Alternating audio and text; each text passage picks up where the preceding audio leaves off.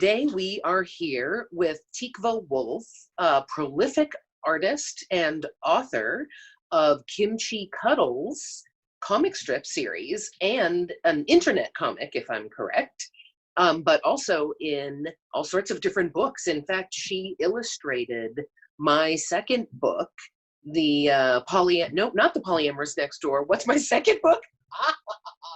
I can't remember. Stories from the Polycule. There we go. Oh no! I was like, wait, that's a what bad was sign it? when you can't remember what you. That was a lot. That one was really fun to design the cover for, because I drew an oxytocin molecule as a polycule to be in the background.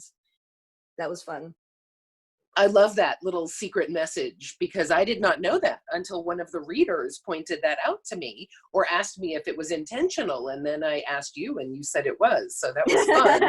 That's hilarious also that I did that and then didn't mention it. Totally. It's great.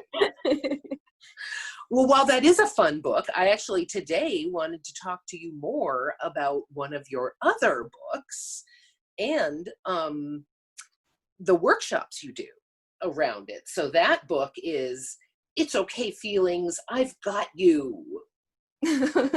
Therapeutic comic drawing. Yep. And this book actually happens to be right here because yesterday I recommended it to some clients. So I definitely have used this book myself and think it's very useful. So how did you even think of that? So I, as you mentioned, I do this popular webcomic called Kimchi Cuddles, and it's largely about consensual non-monogamous relationships. I always feel sort of annoyed when I have to say consensual, because I'm like, we don't say consensual monogamous relationships, but maybe we should actually. Anyway, so I, as you know, there are lots of conventions that happen on this topic, and on the topic of relationships in general, and so these various events would ask me to come and speak. And being a comic artist and writer, I had the response internally, well, what do I know? I'm just this mediocre cartoonist. I have nothing to say. And I just write about relationships.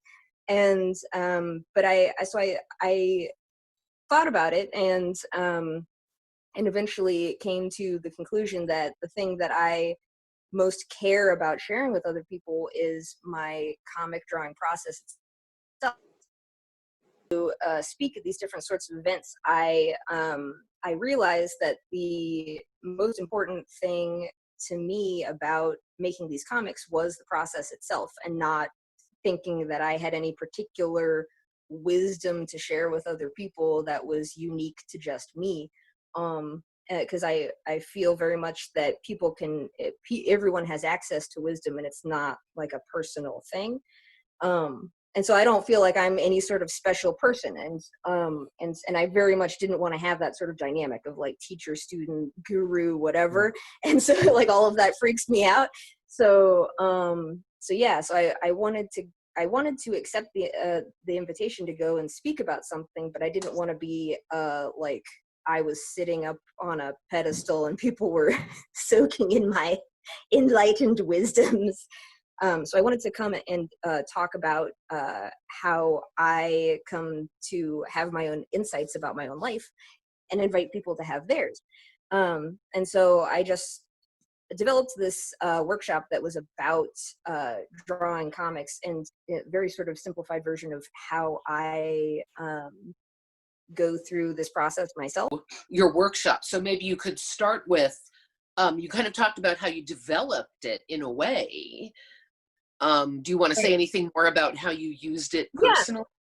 So in the,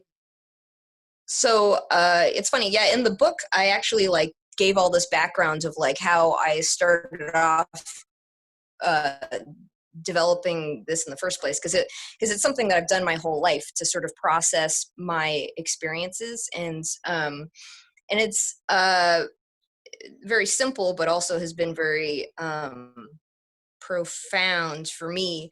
Anyway, so then the workshop I do. It's a very simplified version of just like doing 4 panels to sort of take a particular event and hold space for that yourself and listen to yourself about your experience without trying to change the way you experienced it, or try to like, without wallowing in it or trying to beat yourself up about it. Just sort of curiously take a look and be like, huh, yeah, that's what happened. And which in and I'm of itself looking for the 4-panel thing right now. I know there's an example of it. What page is it on? well, there's actually like I think there's a Oh, thing at whole the back end. section.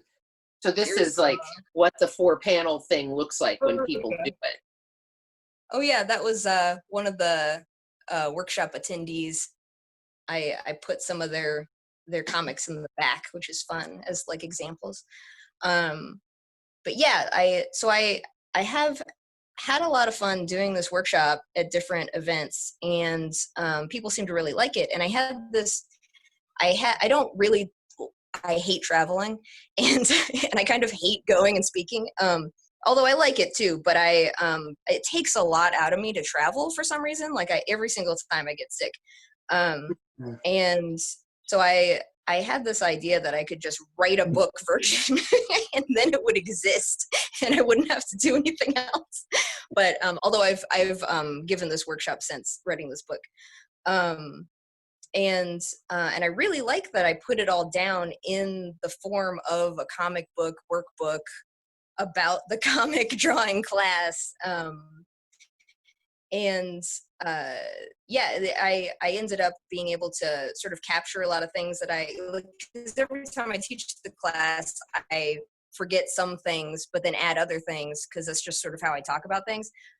Is my talking style is rambly, and so I feel like I get like every workshop I give is completely different, but I was able to consolidate a bunch of the different points into the book version, which is fun. And then I added a section also about doing it with kids. And I like mention in there the you added a section on children, and then something else. Yes, there's a section on how to do this process with kids that was entirely inspired by me doing this as a game with my kid, and the drawings that are in there. Let me see if I can find it here. There's like drawings of like the kid is drawing, and those are like I photoshopped in her actual drawings of like when she was that's doing great. this game with me. And like, it's really cute. But anyway, so yeah, and I tried to make it really clear in this section that to take care to be aware of things like power dynamics, and like to not try to change the kid's experience and that sort of things. Like I'm very aware that any sort of therapeutic tool can be used as a weapon in the wrong hands, which I mean, NVC is a good example because it's a really useful tool. And if you're using it for your own self-reflection, and then if you're using it to try to change somebody else's behavior, it can be weaponized.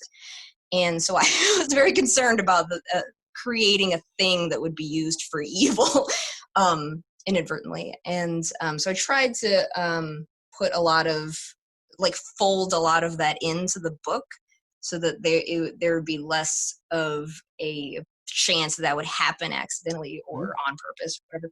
And yeah, and then also, like, on that same note, with yourself, if you're just doing this process with yourself, a lot of people who have a tendency to be hyperly critical or be like, I need to change myself type of thing, will use modalities in sort of like a self-harmful sort of way. And so there's a lot of I try to make a point in the book to.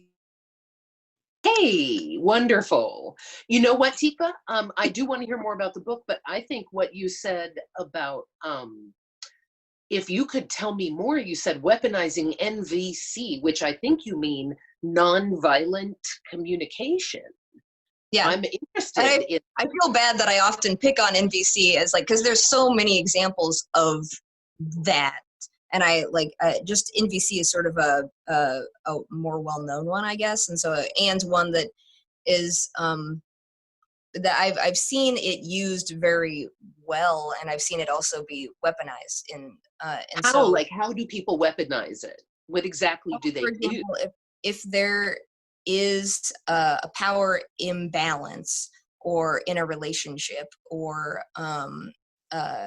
well, let me just start about that one. So if there's a power imbalance that isn't being addressed, and one person who is coming from this place of I'm the authority and I will teach you how to have your emotions, which obviously is not even nonviolent communication in the first place, they're doing it wrong. But it is misused that way often enough that I feel like it's important to, when creating a modality or sharing a process like that, I feel like it's really important to take care to explain that sort of phenomenon to people so that it's less likely that they will abuse the modality or misuse it. Very interesting. I'm also interested in, I know that you are not a counselor or therapist and you don't, hold yourself out as that. So I'm not asking you to remain merely a mediocre cartoonist. Far better than mediocre. I was going to say that. Certainly not mediocre. But you've been around these folks for a long time. You've been thinking about this for a long time. So I have a feeling you have some valuable advice for counselors and therapists who want to effectively and compassionately, or, with cultural competency, serve this population. What would you say to them? Well, I certainly get the feedback from a lot of therapists that the cartoons that I write and the resources that I put out are helpful. And despite my complete lack of credentials, which is hilarious to me. But yeah, I think if I have a superpower, I think it is that I'm able to concisely put big ideas into a small digestible form. Mm-hmm. And it's very helpful. It can be very helpful when it's a visual format.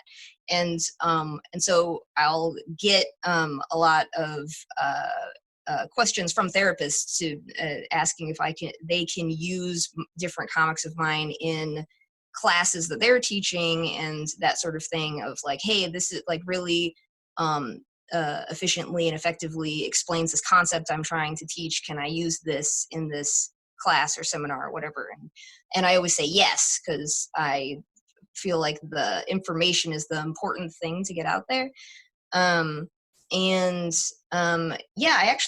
I don't know if you know about this. I designed a card game that's about interpersonal dynamics, and that's another. And I actually ended up working with trauma-informed therapists while I was making it, as part of, because I wanted, for the reasons I mentioned earlier, I felt like it was really important to take great care in creating that resource in a way that would where I would have where what am I trying to say? Where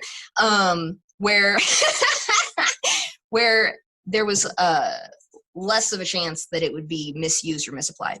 And so I brought in these people with credentials to take a look at it and be like, yes, here's the different places that might occur, and here's what maybe you should look for. And so that was a fun project. So those sound like useful resources for counselors and therapists to suggest to their clients that they check out your comics online, check out your books, check out that game. Oh, yeah. And so therapists who are looking to have polyamorous clients, I feel like it's important to just be as educated as possible about the wide range of polyamorous dynamics that can exist, because a lot of what's portrayed in the media is just the simple like triad version or like a hierarchy thing, and that's certainly something that a lot of relationships have as part of the dynamic, but it's not the entirety of polyamory, and certainly not. And so being aware of all of the different ways that it can manifest, I think, is really important, because there's nothing more disheartening than going to find a therapist, looking for a therapist, and the therapist saying, yes, I'm very poly-informed, and then it turns out that they know much less than you. And yeah. Well, thank you so much for your time and for sticking with us through technical difficulties. I really appreciate that. And thanks for your useful work. I certainly recommend it to my clients. Thank you. All right. Have a good day and good luck with your pond. Thanks. Yeah, take care, both of y'all.